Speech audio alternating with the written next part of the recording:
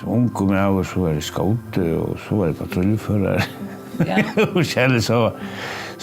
Men jag har alltid då väl folk. Det är också mig om så kanske det har kanske varit och tror rollen är kanske att att han som Jacka 8 och kanske sätta ting igång och det är kanske väl lucka från bandspan jag alltid det kan säga. Här som jag lärde lucka som I följde det var helt naturligt att vara lejare. Det här var innanför utrådtarhöpen. Det här var innanför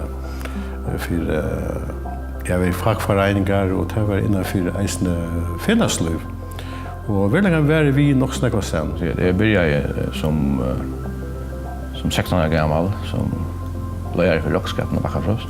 Rockskap och fyrsitting, löneravgröslo och allt den här parten.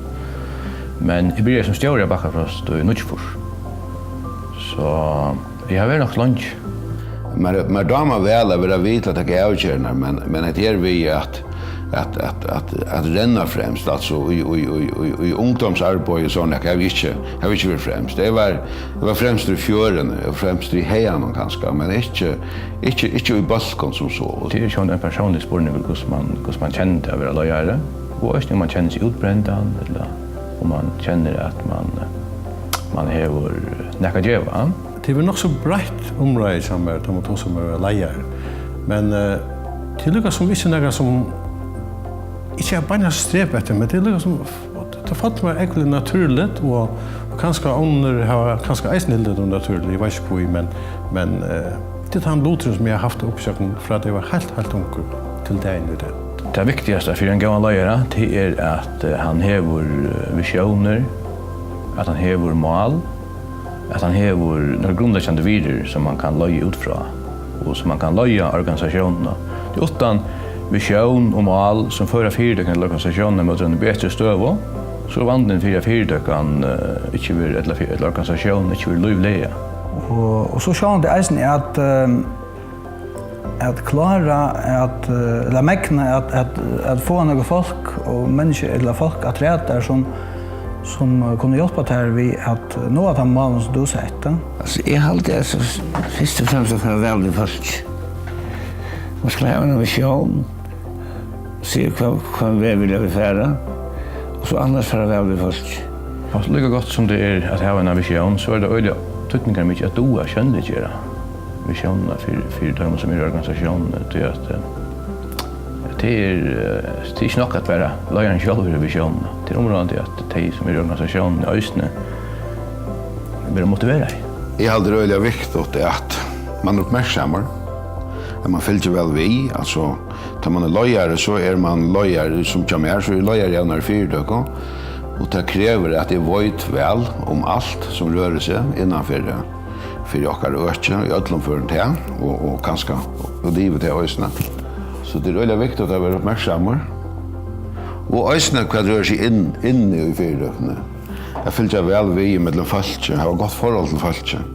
Att då var väl vid folk är att möta time andligt på samma nivå. Jag vet inte om jag då ser det på en läs. Men man ska inte tala upp till folk och heller inte tala ner till folk. Man ska ta sig bänt fram. Jag har alltid att det är ett område att en god lösla har en hög integritet. Och nu är det fyrtökar för och vanliga småar. Och jag har alltid att all lösla har öliga störst till öliga nejut att visa en hög integritet. Och det är ju alla personliga vidskiften. Att man är ärlig, att man visar goda hållningar, att man håller år och ständer vid de rätta tingene. Vi först kjøtlen til personlig kostnad. För då man är en lojare så styr man kjøtlen. Sånt är stort och så är man också en lojare under sig som styra. Och det är viktigt att vara uppmärksamma på att styra och lära att styra. Ge dem arbete. Så man inte ständer ju alltid smalt. Det är det fire som klarar. Nej, jag har inte bara läst teorier som sånt. Det har alltid inte här, men jag ser mig äckligt väl in i tingene. Det säger jag. Och är en stövan ska täckas. Och vi arbetar nog så kött eisne. Sätter mig kött in i tingene. Och jag är eisne rymliga kött alltid tar avgjør som skulle takast. Jeg har ikke vært nek til lastloteori, det har vi ikke vært. Det eneste jeg minnes, det var en skeier som var hver en konsulenter brukt til å døme om tvær som høgde gråt til domkirken i Trondheim. Hver andre sier at han stod som en dommer under og høgde gråt. Og han sier han ble begrevet en katedral. Og det er alltid nok så vesentlig å få vi at man sier hvordan lydland parst man selv heldig man parst av helden. Og det var også en sted som bygde katedralen, han valgte som parst av helden. Det er lykkes som at tross vi tar med rundt om meg. Hvis meninger rymlige eins, så ønsker jeg ikke mer hvordan jeg tar en støv og handler ut fra tog. Det er ikke noe som leser i nekken boken om at jeg var leier og hvordan jeg skal gjøre. Jeg føler meg veldig ofte som man kan si som tjener, som ørendadronjen i fyrdøkene. Altså, da jeg sier et eller annet, at det burde vi gjøre, så får jeg holdt vet det. Tog at han sier det, ofte han. Men det er ikke tog at jeg føler meg, kan man si, bortan, men jeg føler meg at han er et godt husgått, og så skal jeg køre det vi her. Jeg har viddelt det førre mål, så er det. Du skal alltid være en god leier. Det er ikke bare boken, men så skal jeg fære ut. Du legger jeg mest til at jeg kanskje ikke så øyne, jeg kunne sitte ikke fast i den skrivstolen her og lese meg inn og se så leise. Jeg er nekk ute med borgerne, prater nekk ut her. Det er her du lærer, og det er her du får tidsene å vite hva du mangler, hva kan gjøres bedre, og du er ikke så og så og så. Lustar man vel, så får du et godt utslitt. Men det er egentlig området at hvis det er her innenfor politikk, det er ikke veldig for utdra, at du setter vel inn i regler, lover og tuller. Er du det, så er det vel uilaten til at vite. Det er jo makt, det er det. Nej, alltså jag hade inte makt i sig själv, det är något spännande. Plus att här man är stjärre som ängel, här man har vissa makt. Tog värre på bättre att se folk ifrån, men också tog bättre till att se ansätta folk. Ja? Men makt som begrepp kan man skulle föra sig stora, det tog vi slett inte vi. Du tog betraktet det ikke noe negativt å ha makt, men først og måte, du kan være vid til at vi tog stole som du finner fra borgeren, du finner en redskap. Og så er det bruken med du hever den, som jeg nevnte jo Anne, til den også tog du hever det. Og tog er det hvordan langt så klarer du å være gode leier, hvordan langt så klarer folk å trykke på det. Og da det finner seg anbøyene, så er det bruker det rett, og bruker det vel, og eisende teka greier avkjær. Det er det aller viktigste. I 1991 fører vi faktisk konkurs. Og det var en hending som vi sette seg øyelig djupt, og som føltes personlig øyelig ekvisligt, akkurat som at man ble sundskratter. Det var akkurat som at de visioner, de mål og de virer som på en eller annen måte lå så djupt og gjør sjølven. Akkurat som man sa fyrir seg at de ble knust. Eldre kom i Aten og vi skjønte stå for tog arbeidet her. Det var et stort sjokk og en øyelig alvorlig henting for jokken som fela og med som leiere. De tingene som Bakkarås var stående på, det var jo pelagisk virksomhet. Det var arbeid vid fiskarslån som ikke hadde på en for alvinn å gjøre. Men at velge at taka maskinene ut, ikke en gang få selt der, at grava der nye og ta litt under bygningen og nye for herpoint og grådutfyllingene herpoint, det føltes øyelig harsht. Vi har også vært utført i omkantøy at det er jo ikke verre, og vi har vært miniatjera, og at her vi skulle se folk ur starve til kjeilet. Det er noe lort. Men hinne veien, allikevel, så gjerne vi finner alt, så det er skipene, det er trikta skipene som det er. Det er som ikke går som det er, og så man kører ikke folk ut i vannløse for om det er oppsagt.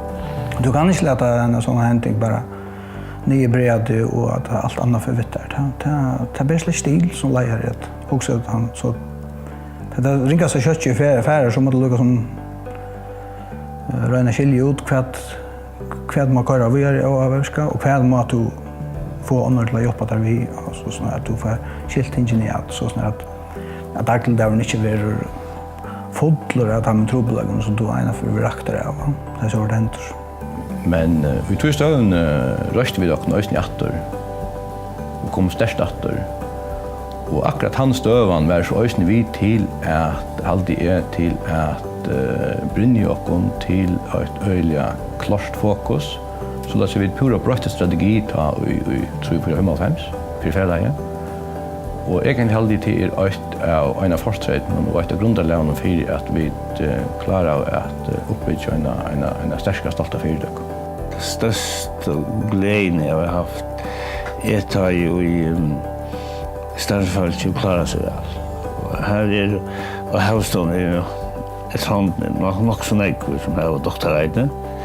Og det liksom klart mal tjokken av Havstånd at utbygga fast allt fast som og det som blir doktor, men så eisen i andre av Starfallsen som hadde ikke utbyggingar. Og det har jo glatt med nekk at det er jo kunnet gjøre først. Man klarar att ha ett väl, börjas väl. Och man klarar att få alla börjarslimner i ena samgången. Vi tar unga minnelåda, men vi tar bara en stora majlåda. Och det är en konst att kunna göra det här. Och det är när vi tröstning att göra det och ibos av folk att det är det bästa. Nu har vi så kort ett år och jag är alltid stolt av det som vi gjort. Og hette fiskefyrter hent nærgrann til i søvnet til Torsman Boira. Det har seg i over 100 år. Det må ikke klare å samle Boira på andre måter. Det har så vi klarer i Torsman Boira, og det køyrer. Vi køyrer det store avgjørende, det køyrer i jøkkenen. Så om det ikke sier vi skulle være samt i ødlom. Men det er store linjene til å samt om. Allt annat är ordnat innan huset. Jag vill särskilt glad för och just när starven jag har haft. Att jag har haft den där uppbackningen. Att jag har behållit det samma folk alla med joggnon. Och då så kan man också utanför företag och då så samarbetspartnerna. Då så leverantörerna och i nog större mån som kunderna.